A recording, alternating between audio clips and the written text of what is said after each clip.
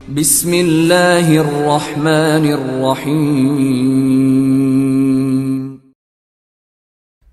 رنگین کہکشاں، مصنف ایم اے راحت۔ ایپیسوڈ 48۔ خانم میمونہ اپنے خیمہ گاہ تک پہنچ گئی تھی۔ میں ان واقعات پر غور کر رہا تھا جو اس نے اپنی رودات سنائی تھی۔ میں بھی اپنی جگہ سے اٹھ کھڑا ہوا، لیکن میری نظر اپنے عقب پر پڑی اور میں یہ دیکھ کر حیران رہ گیا کہ رانا افضال ہم دونوں کے پیچھے والی چٹان پر چٹانوں کی آڑ لیتا ہوا خیمہ گاہ کی طرف بڑھ رہا ہے۔ ایک لمحے کے لیے میں دنگ رہ گیا تھا۔ رانا افضال شاید ہمارے آس پاس ہی کہیں موجود تھا۔ اس جگہ کو میں فوراً ہی پہچان گیا جہاں وہ موجود ہو سکتا تھا۔ وہ ایک چٹان تھی جو اس جگہ سے تھوڑے فاصلے پر تھی۔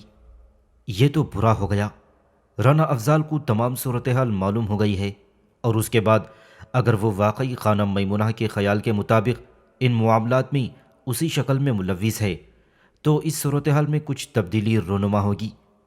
ایک لمحے کے لیے میں الجھ کر رہ گیا۔ میں نے سوچا کہ اب کیا کرنا چاہیے، اور اس کے بعد میرے ذہن میں ایک ہی ترکیب آئی، ان معاملات میں اس سے مشورہ کرنا ضروری ہے کہ جس کی پھوکڑی میں کھوڑا ہے۔ بہرحال حسن کو تلاش کرنا مشکل کام نہیں تھا۔ میں جانتا تھا کہ خانم فرخانہ کے پیچھے لگا ہوا ہوگا۔ کم بخت انتہا پسند تھا، کسی کام کے پیچھے لگ جائے تو پھر اسے سنبھالنا ناممکن ہی ہوتا ہے۔ بہرحال میں نے بڑی مشکل سے اسے تھوڑی دیر کے لیے حاصل کر لیا۔ حسن، تم صرف تفریح کر رہے ہو یا کچھ کام کرنے کے موڈ میں بھی ہو؟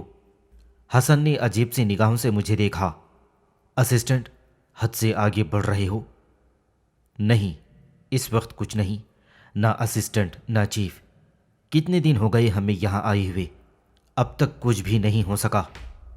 حسن سرد نگاہوں سے مجھے دیکھنے لگا اور پھر بولا، مطلب بتاؤ۔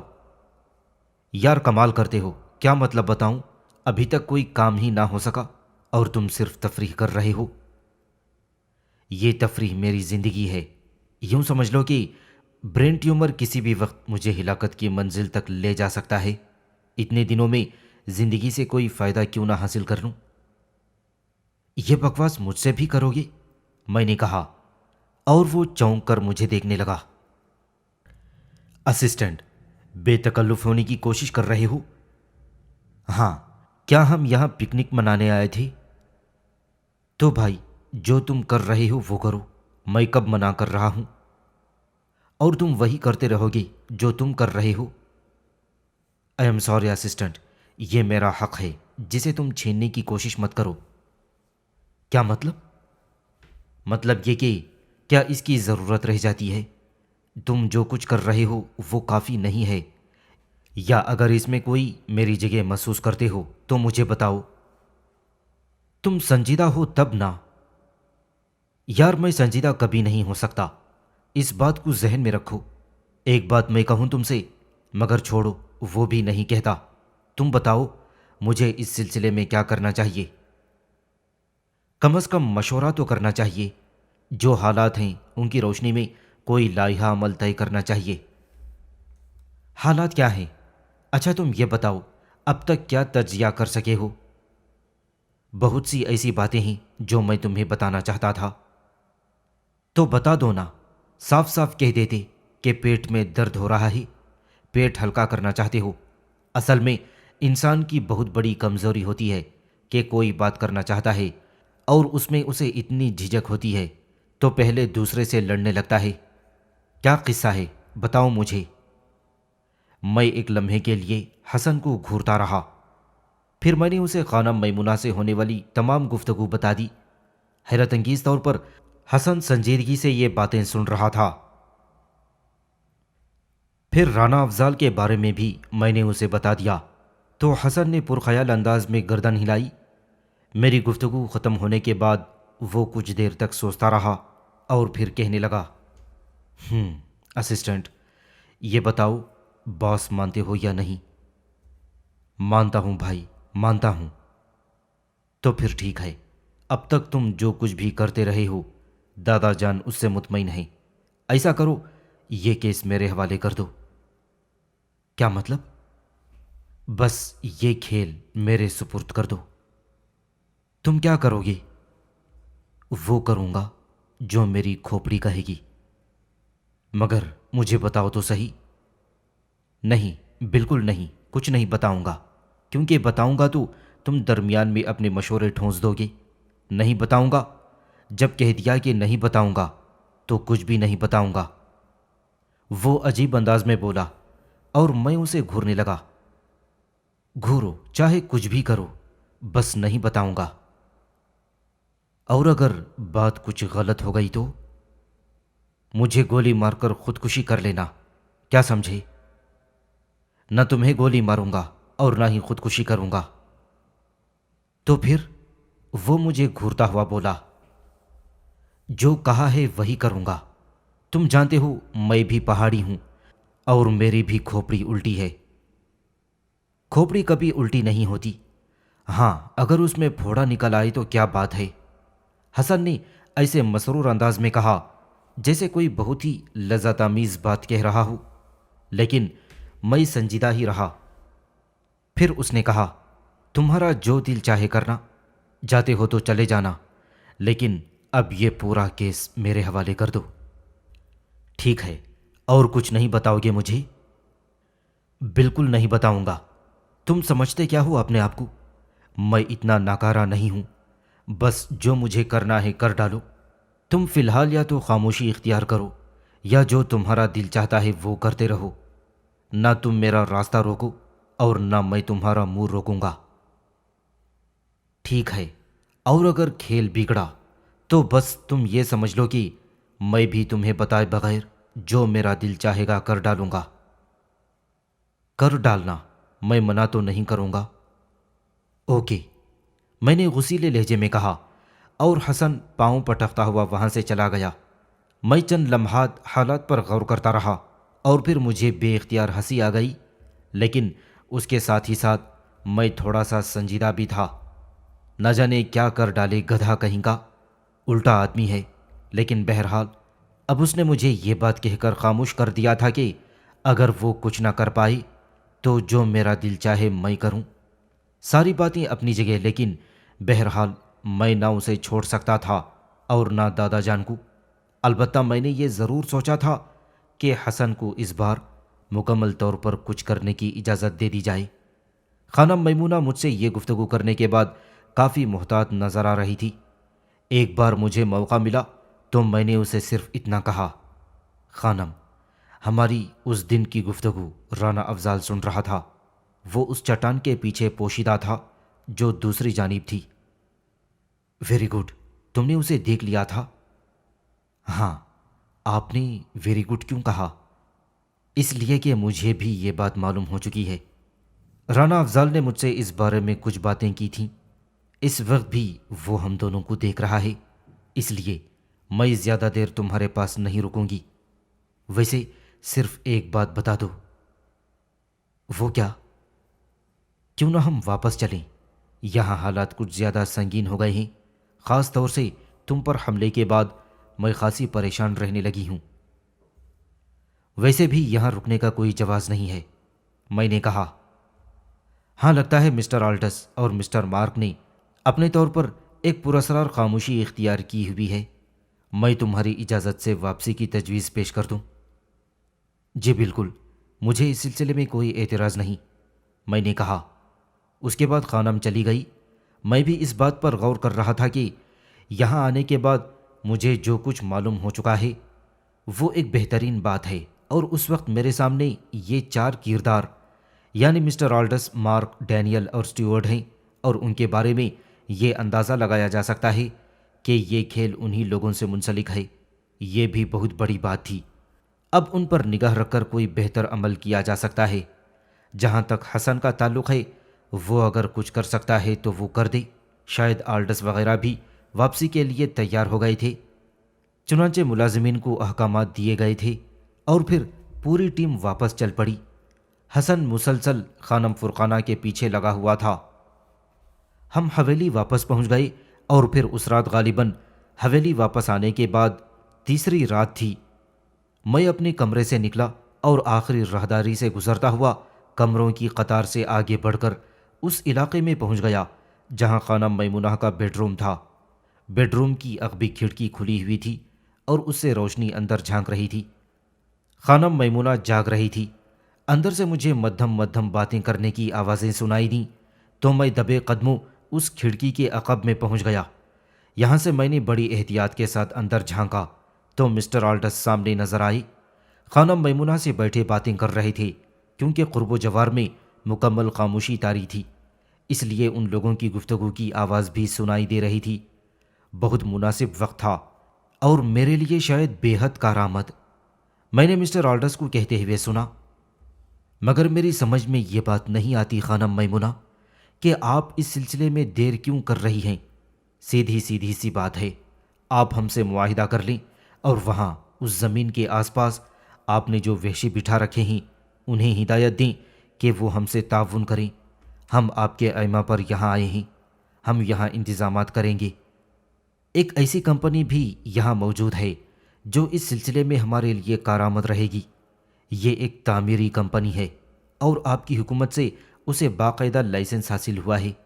وہ جنگلوں پہاڑوں میں کام کرتی ہے، ریلوے لائن بچھاتی ہے، پل تعمیر کرتی ہے۔ آپ اس کمپنی سے معاہدہ کر لیں اور اسے اپنی زمین پر کچھ تعمیر کرنے کی ہدایت کر دیں۔ یہ کام بآسانی ہو سکتا ہے۔ اس کے بعد ہم وہاں ایک احاطہ بنائیں گے اور اپنے کام کا آغاز کریں گے۔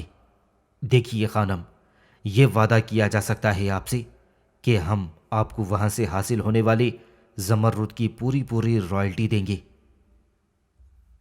آپ ٹھیک کہتے ہیں مسٹر آلڈس، لیکن ایک بات آپ کیوں نہیں سمجھتے کہ اگر میں آپ کو یہ ٹھیکہ دے دوں اور یہاں سے زمرد برآمد ہوں تو آپ مجھے اس کی رائلٹی بھی دیں، لیکن کام تو غیر قانونی ہوگا۔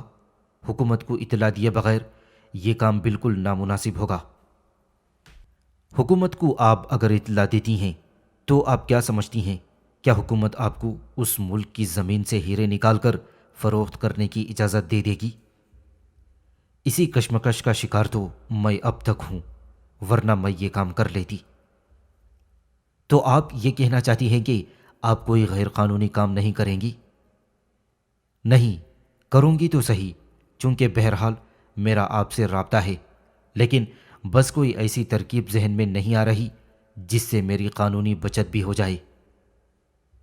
سوال ہی پیدا نہیں ہوتا قانونی بچت کا۔ ابھی تک آپ نے کیونکہ اپنی حکومت کو اس طرف متوجہ نہیں کیا ہے۔ آپ یہ سمجھ لیں کہ میں نہ دھمکی دے رہا ہوں اور نہ ہی کوئی ایسی بات کر رہا ہوں جس کا آپ کو برا محسوس ہو، لیکن دیکھیے، اونٹ کو کسی کروٹ بیٹھنا تو ہوگا اور بہتر ہے کہ وہ ہماری خواہش کے مطابق ہی ہو، ورنہ آپ یہ سمجھ لیں کہ ایک ایسا کھیل ہے جس میں زندگی چلے جانا بہت معمولی سی بات ہوتی ہے۔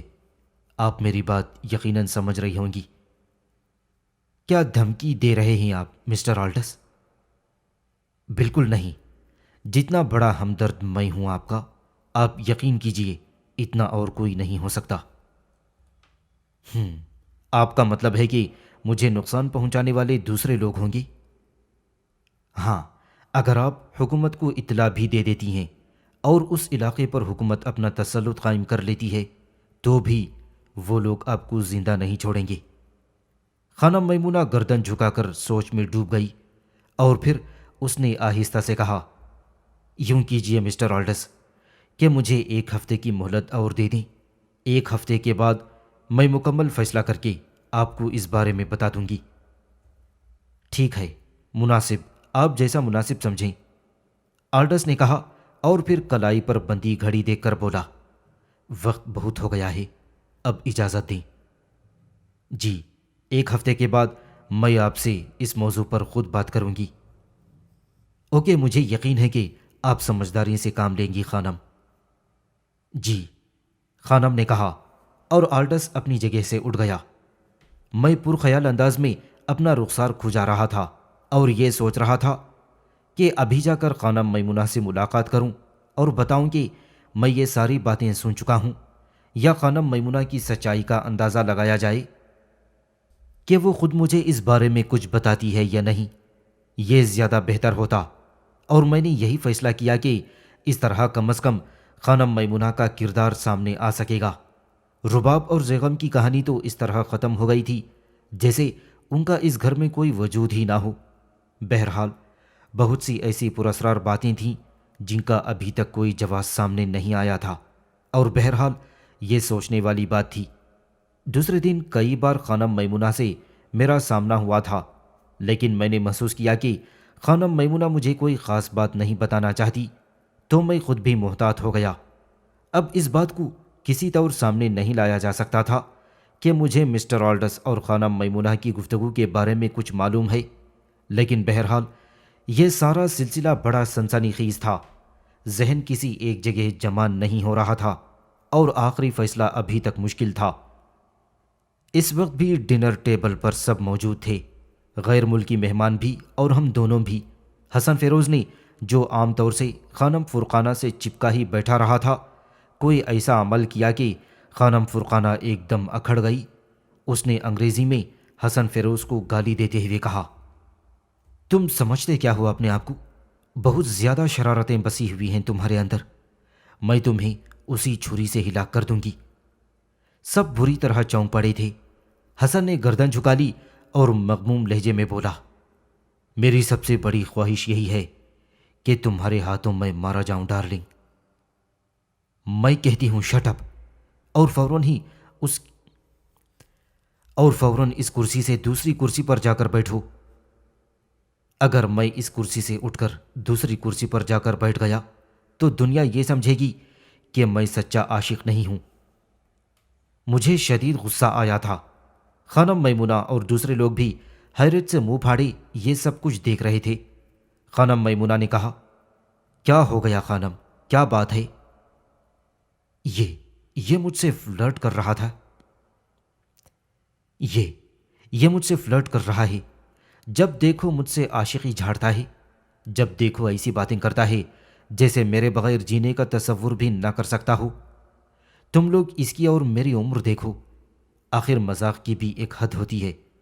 میں نے اسے بچہ سمجھ کر آج تک نظر انداز کیا ہے، لیکن ہر وقت ایسی حرکتیں برداشت نہیں ہو سکتیں۔ اسے بتانا ہوگا کہ آخر یہ مجھے سمجھتا کیا ہے۔ بولو، جواب دو، کیا سمجھتے ہو مجھے؟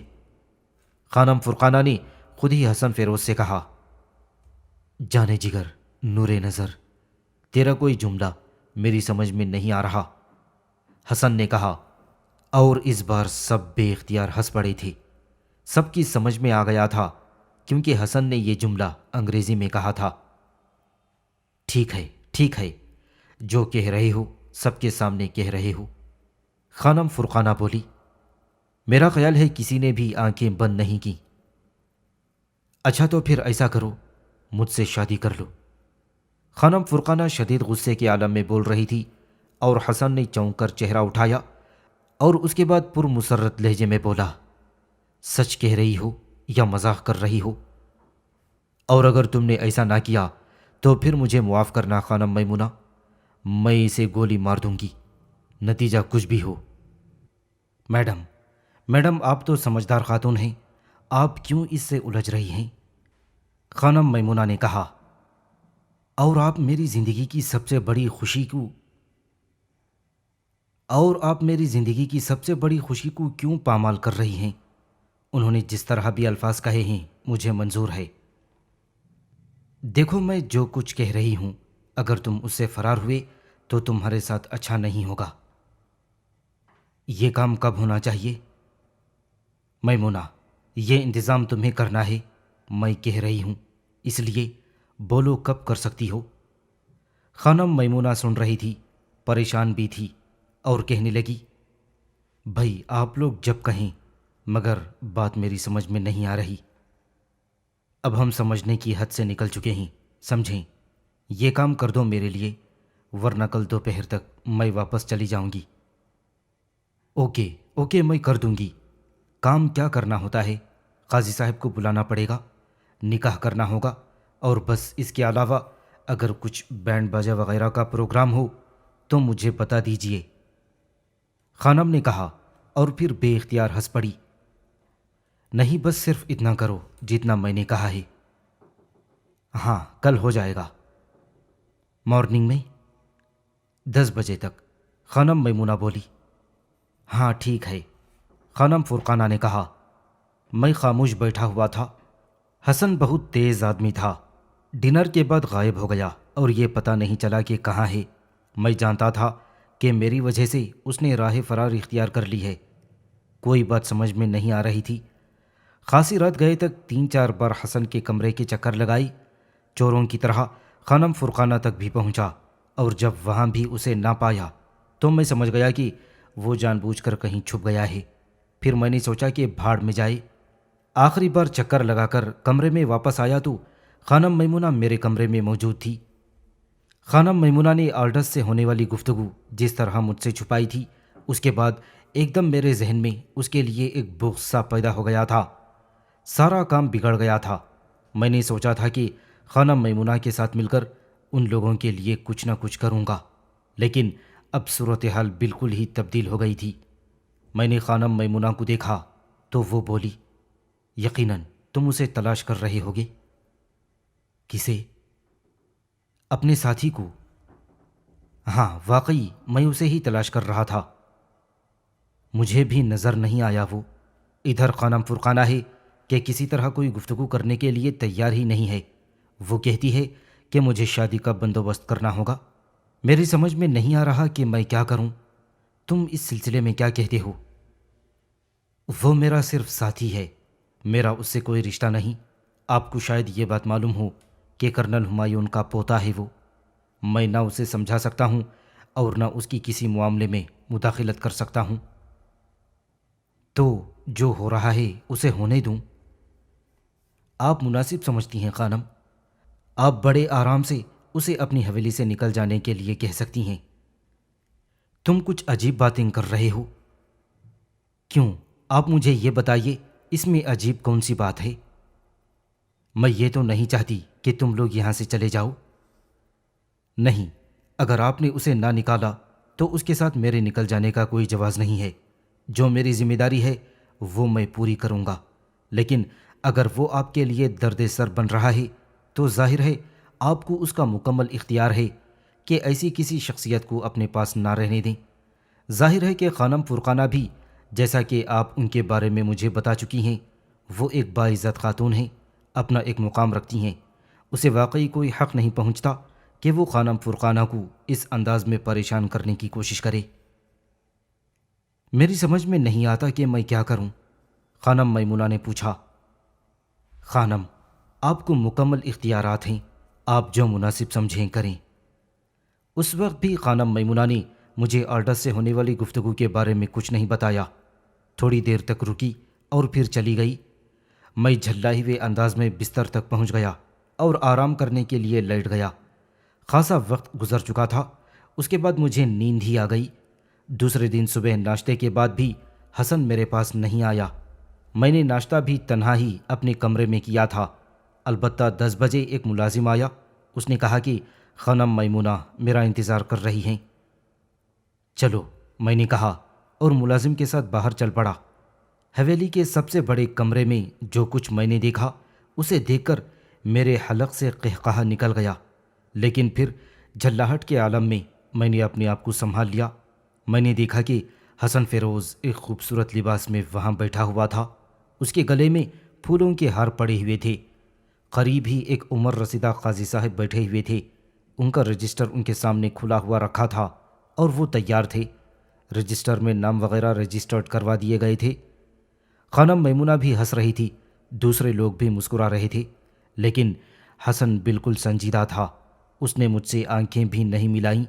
خانم میمونہ نے کہا، گواہ کے طور پر تمہیں بھی دستخط کرنے ہوں گے مسٹر گل مراد۔ جی؟ قاضی صاحب نے مجھے طلب کر لیا اور بولے، یہاں دستخط کر دیں۔ انہوں نے 4 کاغذوں پر دستخط کروائے۔ پھر کچھ دیر کے بعد خانم فرقانہ کو اندر لایا گیا۔ 2 ملازمائیں انہیں ساتھ لے کر آ رہی تھیں۔ انہوں نے سادہ سا خوبصورت لباس پہنا ہوا تھا، گردن میں پھولوں کے ہار پڑے ہوئے تھے۔ وہ سر جھکائی تھوڑے فاصلے پر بیٹھ گئیں۔ قاضی صاحب نے خطبہ شروع کیا۔ میں نے بدحواسی سے حسن فیروز کو دیکھا۔ نہ تو اس کے سر میں پھوڑا تھا نہ پاگل تھا، مگر اس وقت وہ یوں لگ رہا تھا جیسے جو کچھ کر رہا ہے وہ کر ہی ڈالے گا۔ بڑی سنجیدگی سے بیٹھا ہوا تھا۔ یہاں تک کہ دستخطوں کا رجسٹر خانم فرقانہ کے سامنے پہنچا دیا گیا۔ قلم ان کے ہاتھ میں دے کر ان سے کہا گیا کہ وہ نکاح نامے پر دستخط کر دیں۔ میں بدحواس نگاہوں سے یہ سب کچھ دیکھ رہا تھا۔ خانم فرقانہ نے پین ہاتھ میں پکڑا، ایک بار حسن فیروز کی جانب دیکھا اور اس کے بعد پین اٹھا کر دیوار پر دے مارا اور پاؤں سے جوتا نکال کر حسن فیروز کی جانب دوڑی۔ ایک دم ہنگامہ ہو گیا تھا۔ حسن فیروز کے کئی جوتے پڑ گئے اور خانم فرقانہ نے کہا، بدتمیز، کمینے، ذلیل، کیا ہو گیا آخر تجھے؟ پاگل ہو گیا ہے؟ یعنی مذاق کی بھی ایک حد ہوتی ہے؟ کیا یہ سب مذاق نہیں ہے؟ پاگل، پاگل، دیوانہ، بے وقوف۔ میں تیری ماں سے بھی بڑی عمر کی ہوں، تیری دادی کے برابر ہوں، اور تو مجھ سے شادی کر رہا ہے؟ حسن فیروز منہ پھاڑے خانم فرقانہ کو دیکھ رہا تھا۔ یہ اچانک آپ کو کیا ہو گیا ہے جانے جگر؟ لیکن جانے جگر نے ایک بار پھر اپنا جوتا حسن پر دے مارا۔ خانم میمونہ بھی ہنس رہی تھی، رو بھی رہی تھی، بہت پریشان تھی۔ اس نے کہا، سنیے تو صحیح خانم، سنیے تو صحیح۔ برداشت کی بھی ایک حد ہوتی ہے۔ میں اس کے مذاق کو آخری حد تک پہنچانا چاہتی تھی۔ میں دیکھنا چاہتی تھی کہ کس وقت یہ اپنا مذاق ختم کرتا ہے۔ لیکن دیکھو تو صحیح، اس دیوانے کو کیا ہو گیا ہے؟ کیا ہو گیا ہے آخر اسے؟ مطلب کیا ہے آپ کا؟ تو مجھے ممی کہہ، سمجھا؟ تو مجھے ممی کہہ کر پکار۔ خانم فرقانہ نے حسن سے کہا، ممی کہے دیتے ہیں، آپ کہیں تو دادی جان کہے دیتے ہیں۔ حسن بولا، کیا پاگل ہے یہ؟ کیا بات ہے؟ کیا بات ہے آخر؟ سوری خانم، چلیے ٹھیک ہے، نہیں کرتے، ہم دونوں شادی نہیں کرتے، لیکن آپ بہت اچھی خاتون ہیں، آئی ایم سوری، میری ذات سے آپ کو تکلیف پہنچی۔ اچانک حسن نے کہا۔ اس وقت وہ سنجیدہ ہو گیا تھا۔ خانم فرقانہ اسے دیکھتی رہی، پھر آگے بڑھی اور اس نے اس کا سر اپنے سینے سے لگا لیا۔ نہیں بیٹے، مزاح کا ایک معیار ہوتا ہے، عمر کا ایک درجہ ہوتا ہے۔ تم شرارت کر رہے تھے، اتنی پختہ اور سنگین شرارت۔ اگر واقعی سنجیدگی سے یہ دستخط وغیرہ ہو جاتے تو کیا کرتے ہم لوگ؟ اب چھوڑیے ان باتوں کو، آپ رجسٹر پر خاک دستخط کرتیں۔ جب یہ رجسٹر میرے پاس پہنچ جاتا تو شاید میں قاضی صاحب کے ساتھ بھی وہی سلوک کرتا جو آپ نے میرے ساتھ کیا ہے۔ اس کے بعد جو قہقہوں کی بارش شروع ہوئی تو سب ہنستے ہنستے بے حال ہو گئے۔ قاضی صاحب ناراض ہو کر رجسٹر اٹھا کر چل پڑے تھے۔ تم انتہا پسند ہو، اذیت پسند ہو تم۔ میں چیلنج کر کے کہہ سکتی ہوں کہ اگر تمہارا نفسیاتی تجزیہ کیا جائے تو یقیناً اس کی پشت پر کوئی ایسا عمل نکلے گا جس نے تمہیں شدید اذیت پسند بنا دیا ہے۔ تم اذیت رساں بھی ہو اور اذیت پسند بھی۔ اب جوتے تو لگا چکی آپ، اور جو کچھ بھی کہنا چاہیں کہہ لیں۔ بہرحال آج سے یہ مذاق ختم۔ Thank you my son, thank you very much. تم نے واقعی مجھے ایک ذہنی بیماری میں مبتلا کر دیا تھا۔ شرارت، خدا کی پناہ، ایسی شرارت جو انسان کی جان لے لے۔ پھر بہت سی باتیں ہوئیں، مگر میں حسن فیروز سے مخاطب نہیں ہوا تھا۔ بہرحال لنچ پر سب کچھ نارمل تھا، بلکہ ماحول زیادہ خوشگوار محسوس ہو رہا تھا۔ البتہ ایک بار میری نگاہیں رانا افضال اور اسٹیورٹ پر پڑی تھیں۔ ان دونوں کی آنکھوں میں میرے لیے نفرت کی آگ تھی، اور میں یہ سوچ رہا تھا کہ حسن نے اس بارے میں جو کچھ کہا ہے اس کا کیا رد عمل ہو سکتا ہے، یعنی یہ کہ میں خاموشی اختیار کر کے معاملات حسن کے سپرد کر دوں یا پھر اپنے طور پر کام کروں۔ لیکن دادا جان کو جواب مجھے ہی دینا پڑے گا۔ وہ یہ نہیں کہیں گے کہ میں نے حسن کی بات سے اتفاق کیوں نہیں کیا، بلکہ وہ یہی کہیں گے کہ ذمہ داری تو میری ہی تھی۔ بہرحال اس کا فیصلہ کرنے کے بعد کوئی رد عمل ضروری تھا۔ میں نے اس رات بھی حسن کا انتظار کیا، لیکن حسن آج رات بھی اپنے کمرے سے غائب تھا۔ مجھے حیرت ہوئی، اور پھر دوسرے دن بھی میں نے ناشتے کے وقت اس کا انتظار کیا۔ جب وہ نہ ملا تو میں اس کی تلاش میں نکل کھڑا ہوا۔ حویلی کے عقبے لان پر وہ مجھے نظر آیا، چہل قدمی کر رہا تھا۔ میں اس کی جانب بڑھا تو وہ رک کر مجھے عجیب سی نگاہوں سے دیکھنے لگا۔ میں اس کے قریب پہنچ گیا۔ کیا کرتے پھر رہے ہو تم؟ میں نے غصیلے لہجے میں کہا، اور وہ اجنبی نگاہوں سے مجھے دیکھنے لگا اور بولا، مسٹر گل مراد، آپ کو یہ سوال کرنے کا حق کس نے دیا؟ اس وقت آپ نے جو لہجہ اختیار کیا ہے، کیا آپ کو اس کا اندازہ ہے؟ اس کا لہجہ اتنا سخت اور کھردرا تھا کہ میں دنگ رہ گیا۔ میں نے کہا، کہنا کیا چاہتے ہو؟ صرف ایک بات، آپ اپنے کام سے غرض رکھیے اور اس کے بعد دوبارہ مجھے اس انداز میں مخاطب کرنے کی کوشش نہ کریں۔ دوستی اور محبت اپنی جگہ، لیکن کوئی رشتہ نہیں ہے۔ انسان کو اتنا ہی ایثار کرنا چاہیے کہ خود اس کی اپنی شخصیت زخمی نہ ہو جائے۔ اس کے بعد مجھے یقین ہے کہ آئندہ آپ خیال رکھیں گے۔ پھر وہ تیز تیز قدموں سے آگے بڑھتا چلا گیا۔ میں ہکا بکا رہ گیا تھا اور ابھی یہاں سے ہٹنے کا ارادہ کر ہی رہا تھا کہ ڈینیل نظر آئی، جو تیزی سے میری جانب آ رہی تھی۔ ایک لمحے کے لیے موڈ تو خراب ہوا۔ یہ لڑکی بلا وجہ کی جہالت کر رہی تھی اور انتہائی فضول حیثیت کی مالک تھی۔ بہرحال میں نے اپنے ذہن کو سنبھالا۔ وہ میرے پاس پہنچ گئی اور پھر اس نے بڑی پیار بھری آواز میں کہا، ہیلو ڈیئر، تم نہ جانے کیسے ہو؟ ابھی تک میں تمہیں سمجھ ہی نہیں پائی۔ مس ڈینیل، آپ کو دنیا میں اور کوئی کام نہیں ہے؟ کیا مطلب؟ آپ مسلسل مجھے سمجھنے کی کوشش کر رہی ہیں، حالانکہ ان کوششوں میں نہ آپ کو کوئی فائدہ ہوگا اور نہ ہی مجھے۔ میری سمجھ میں نہیں آتا کہ تم فائدہ اور نقصان کسے کہتے ہو۔ کسی کے دل میں کسی کے لیے محبت پیدا ہو جائے تو کیا وہ اپنے محبوب کی قربت بھی حاصل کرنے کی کوشش نہ کرے؟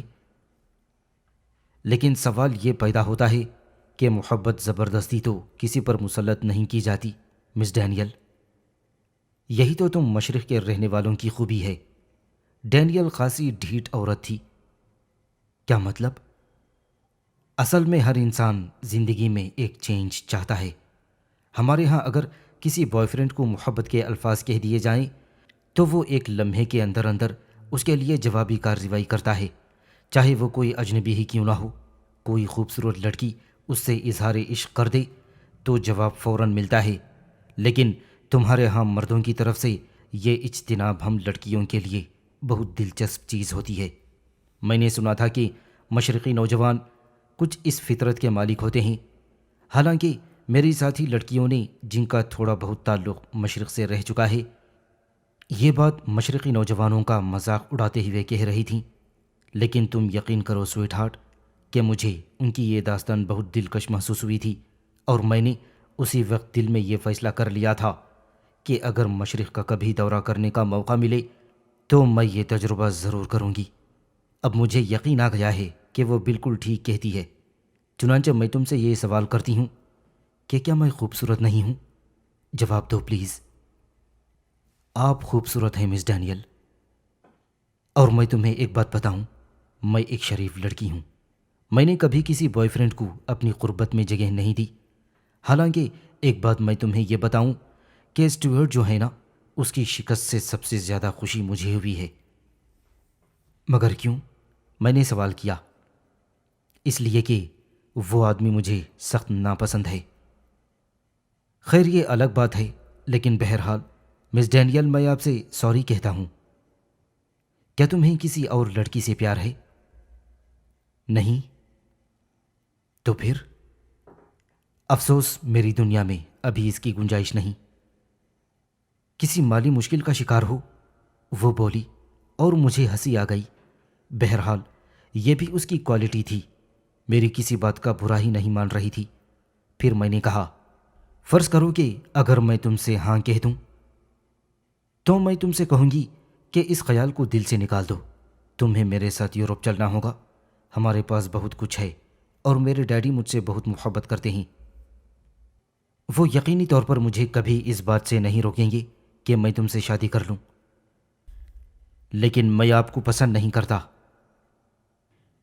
اس پر وہ کہنے لگی، جب دو افراد ساتھ ساتھ رہتے ہیں اور ان میں سے ایک دوسرے کو پسند نہیں کرتا تو دوسرے کو مسلسل یہ کوشش جاری رکھنی چاہیے کہ جو وہ کہتے ہیں نا کہ کسی پتھر پر بھی پانی کی ایک ایک بوند ٹپکتی رہے تو اس میں گڑھا ہو جاتا ہے۔ میں اگر یہ کوشش جاری رکھوں تو اس میں کیا حرج ہے؟ ٹھیک ہے، آپ یہ کوشش جاری رکھیں۔ گڈ، ویری گڈ، اس اجازت کا شکریہ۔ چلو کہیں بیٹھ کر چائے پئیں گے، میں نے بھی ابھی یہاں کے ایک ملازم سے آپ کے لیے چائے منگوائی ہے۔ حسن فیروز کی بدتمیزی پر مجھے بہت غصہ آ رہا تھا اور اس وقت ذہن میں کوئی بات نہیں آ رہی تھی۔ اپنا دل چلانے کے لیے یہ بہتر ہے کہ اس بے وقوف لڑکی کو ابھی کچھ دیر تک ساتھ رہنے کا موقع دیا جائے۔ میں اس کے ساتھ آگے بڑھا تو وہ بولی، وہ درخت بہت خوبصورت ہے، ہم اس کے نیچے گھاس پر بیٹھیں گے۔ میں ملازم کو یہ بتا کر آئی ہوں کہ چائے یہاں پہنچا دے۔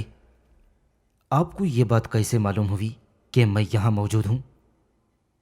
وہ دیکھو، وہ میرا کمرہ ہے، میں نے ابھی تھوڑی دیر پہلے تمہیں یہاں دیکھا تھا۔ البتہ تمہارے ساتھی کو تمہارے ساتھ دیکھتے ہوئے یہ سوچ رہی تھی کہ وہ ہمارے راستے کی رکاوٹ بنے گا، لیکن پھر بھی میں نے یہ رسک لے لیا۔ ملازم کو یہ بتا کر آئی ہوں کہ چائے یہاں پہنچا دے۔ آپ بڑی ہمت والی ہیں مس ڈینیل، میں نے کہا۔ ہاں یہ تو ہے، اصل میں یہ میرا اصول ہے کہ جب کسی بات کے لیے دل میں ٹھان لیتی ہوں تو اسے کر کے ہی رہتی ہوں۔ تم مجھے پسند آئے تو میں نے سوچا کہ آخری حد تک کوشش کروں گی کہ تمہیں حاصل کر لوں۔ اگر ناکام رہی تو اپنے آپ کو سمجھا لوں گی کہ تم میری تقدیر میں نہیں تھے، لیکن کوشش کرنے میں اگر ناکام رہی تو اپنے آپ کو یہ سمجھا لوں گی کہ تم میری تقدیر میں نہیں تھے، لیکن کوشش کرنے میں کسر کیوں چھوڑوں؟ بہرحال ایک عجیب و غریب سچویشن تھی۔